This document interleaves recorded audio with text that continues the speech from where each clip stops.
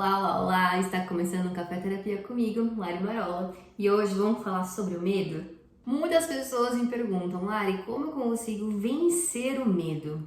E aí, gente, calma, respira, porque não tem como vencer o medo. Na verdade, a gente tem que aprender a viver e lidar com ele no nosso dia a dia. Porque o medo, assim como a raiva, a tristeza, a felicidade, a angústia, é um sentimento que vai, que vem, que se transforma, mas muito mais do que isso, o medo também é um sinal do nosso corpo de que nós estamos em perigo, é um sinal de alerta. E aí, não dá pra vencer o medo, porque vai que você precisa dele em algum momento. Imagina, se algo tá pondo tua vida em risco, é lógico que você vai sentir medo, com certeza. Se você estiver num lugar super alto, será que você não tá pondo tua vida em risco? Vai vir medo. Se você estiver diante de uma situação, de um animal feroz, vai sentir medo, porque a tua vida pode ser que esteja em risco. Mas é claro que tem momentos em que a vida não está em risco. O que está em risco talvez é o nosso ego, não é? A nossa percepção sobre nós mesmos. Mas o alerta ele vem, porque de certa forma é uma proteção nossa, do nosso corpo. E aí é interessante porque existe um ranking dos maiores medos que de fato limitam a nossa vida. Existem medos, né, como eu falei, que são de mecanismos de proteção, de autodefesa, por conta de situações, de adversidade, de coisas que de fato podem acabar com a nossa vida, então é uma coisa de sobrevivência, mas existem medos que limitam a nossa vida. E esses medos que limitam a nossa vida, a gente tem que aprender a ouvi-los e entender por que eles estão ali e o que eles querem nos mostrar para a gente poder trabalhar aquilo. Então, quando a gente sente medo, na verdade, é uma grande oportunidade que a gente tem de entender o que está acontecendo, por que a gente está sentindo aquilo e trabalhar essas questões. É um sinal de que algo, puxa, pode ser melhorado. Para de olhar o medo como algo, tenho medo de falar em público, meu Deus. Para de olhar dessa forma e olha como uma oportunidade de crescer, de melhorar uma questão que pode ser que está linkada a um trauma, a uma palavra que te falaram um dia e você guardou, a um tipo de situação que você presenciou, que aquilo de certa forma te trouxe uma crença limitante, tá? Então perceba que os medos, na verdade, são uma grande chance que nós temos de melhorar coisas em nós, no mundo e em tudo aquilo que a gente tem de como concepção de certo e errado também. Então, alguns medos que são interessantes e que muitas pessoas sentem, e às vezes elas não falam, tá? Mas muitas pessoas sentem. Eu fiz um ranking aqui. O primeiro, o medo de se expor. Se eu me expor e as pessoas me rejeitarem, eu vou ficar sozinho. Eu não vou mais pertencer. Então, não é só sobre se expor. É também esse medo que a gente tem de ficar sozinho. E esse medo de ficar sozinho, percebe que ele vai gerando coisas?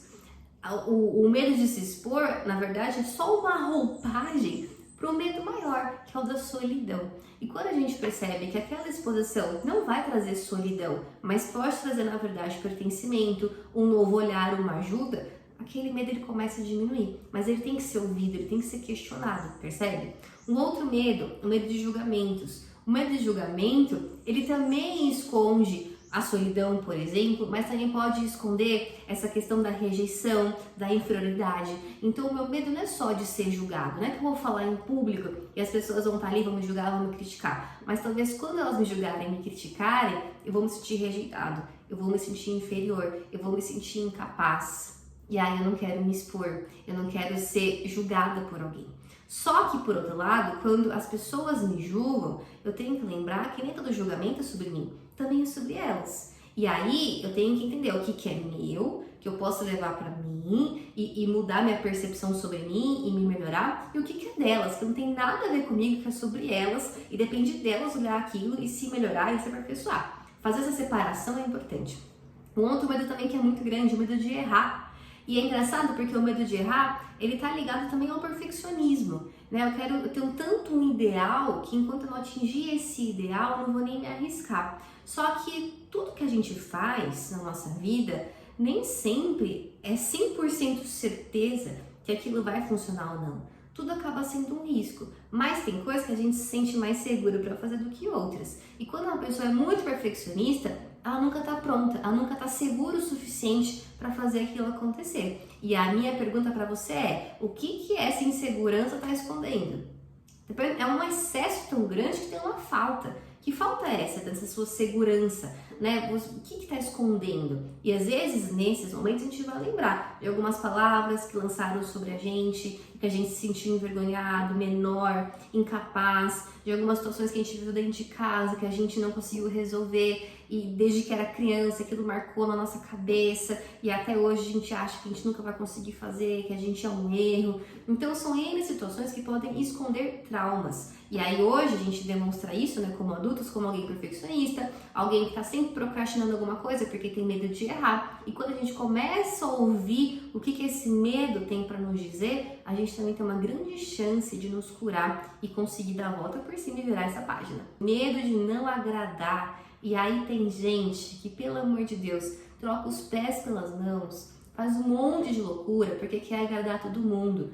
Só que nessa de querer agradar todo mundo, você se desagrada, porque você se anula, deixa de se ver, você para de olhar as tuas crenças, os teus valores, coloca uma pedra em cima disso para que o outro seja visto e reconhecido. Ei, parou! Se você não consegue se amar, como você vai ter carga suficiente para amar o outro? A gente só entrega aquilo que a gente tem, a gente só dá para o outro aquilo que a gente está cheio. Quando você só entrega,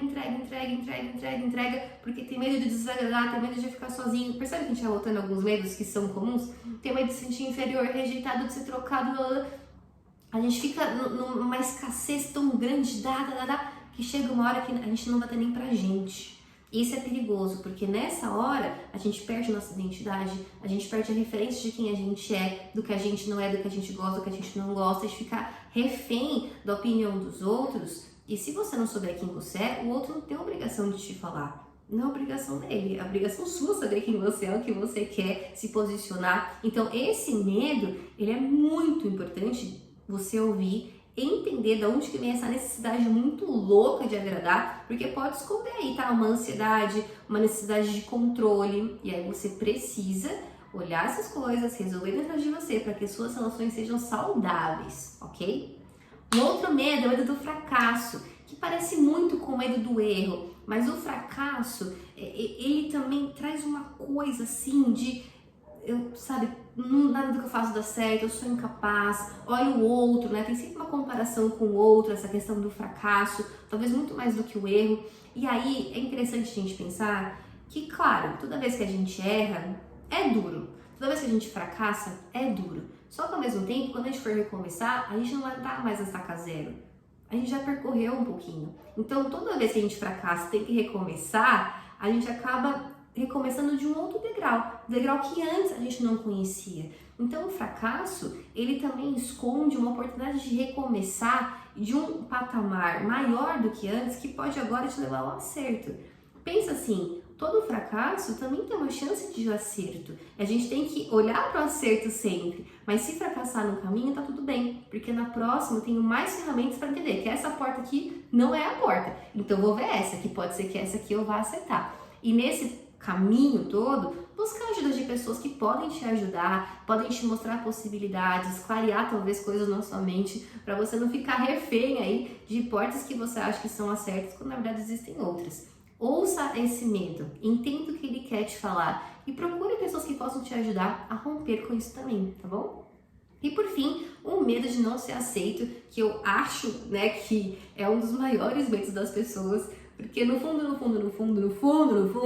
todo mundo quer ser visto, reconhecido, gratificado, todo mundo quer se sentir amado, aceito, todo mundo quer ter afeto de alguma forma. E quando a gente tem medo de não ser aceito, isso para a nossa vida.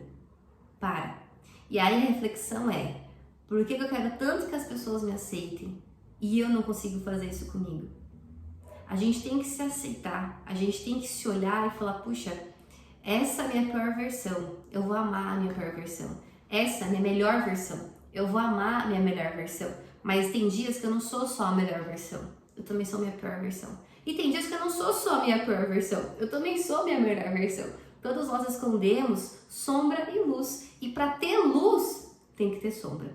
E geralmente as pessoas só veem a luz, quem vê a sombra é a gente, ou quem está muito próximo da gente. Mas perceba, quanto mais eu brilho, menos sombra eu acabo tendo. E quanto mais eu paro de brilhar, mais sombra vai aparecer. Não significa que uma vai excluir a outra. Não dá. Nessa vida aqui, sempre vai ter luz e sempre vai ter sombra. Mas tem momentos em que a gente está brilhando muito mais, em outros que a gente está brilhando um pouco menos e as sombras aparecem mais. Só que isso não significa que a gente é só sombra e nem que é só luz. A gente é um misto dessas duas coisas. A gente tem que toda hora estar em análise, em autoconhecimento, buscando ferramentas para de fato se melhorar, para que isso daqui, ó, luz e sombra, façam sentido para a sua caminhada e para o momento que você está se propondo a viver. Faz sentido? Então, Lari, como que a gente faz para lidar com esses medos? Primeiro, ouça os medos. Entenda que de fato tem que ser curado. Quando você ouve esses medos, entende de onde que eles vêm. Comece a questionar esses medos e pôr novas crenças no lugar. Então, por exemplo, ao invés de ter medo de se expor, perceba que ao você se expor, você mostra também uma verdade sobre você.